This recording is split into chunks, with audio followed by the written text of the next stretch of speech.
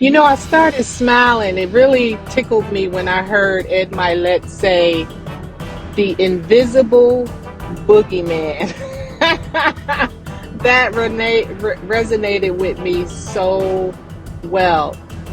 It's like now, like when I question my thoughts, why do I think the way I think, or when a certain thought come up, like, why am I thinking that way? Is that thought really true? Do I really fear this thing because I should be fearing whatever come across my mind to fear? Or is this some type of childhood memory that is creeping up inside of me, or some type of trauma that I've been through? The invisible boogeyman, that's so deep for me. And so many people might connect this concept to their own childhood fears, like, the playful imaginations, or, the things that you face in life, and afraid of being afraid of the dark, or imagining monsters under the bed or in the closet. There was so many times I was afraid of the dark. For what? Things that feel real at the time, but were like harmless. Like they didn't really harm me, but I felt so much fear. My heart would race, and uh, I just felt really scared, you know? And for these invisible boogeyman thoughts or feelings, right? So, facing the unknown could represent unseen challenges or worries, and make you worry a lot more than what you should. Just like now in the current state of the federal job situation, just worrying about, don't know what's going to happen. So why worry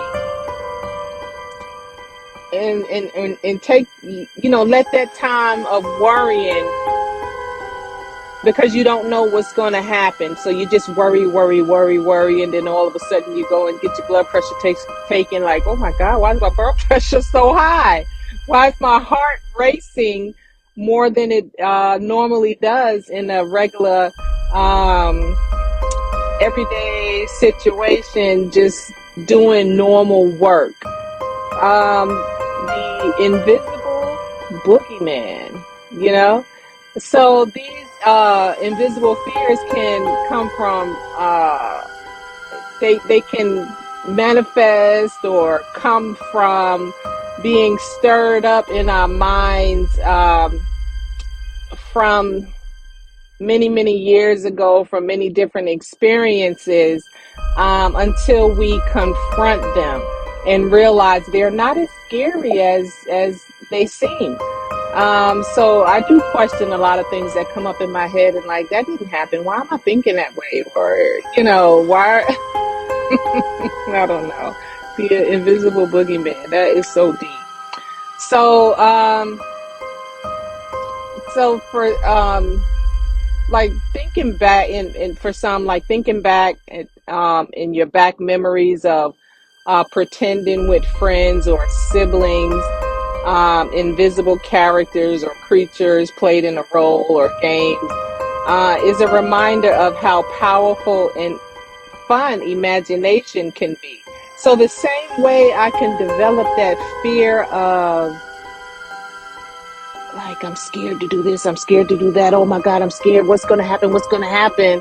I know that I can create in my mind an invisible fear imagination of what I want to happen that's good, what's going to make me feel good, rather than have my heart go boom, boom, boom, boom, boom, boom, boom, boom, boom, that um, fast paced, what we call anxiety feeling. Like, give me something that make me feel good within my mind, and I know I could create that within my mind. You could call it delusional or whatever, but I'd rather feel good than to feel scared, fear of the unseen or not known, or um, when we when I would think um, just the worst scenarios of a situation or a person's. Um, you know, I'd rather think differently, and I can do that.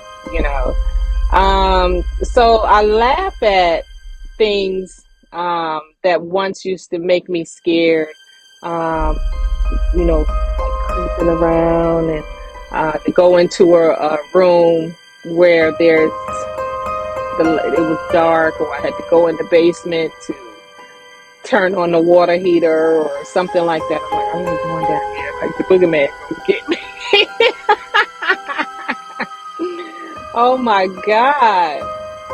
But just to think and look and think back about it, it just brings so much humor um, for me to laugh at nowadays. And just those thoughts, like, it's so powerful to be able to control thoughts. I love it. I just love it. And I love playing with the invisible boogeyman that's in my mind. Just sharing. Peace.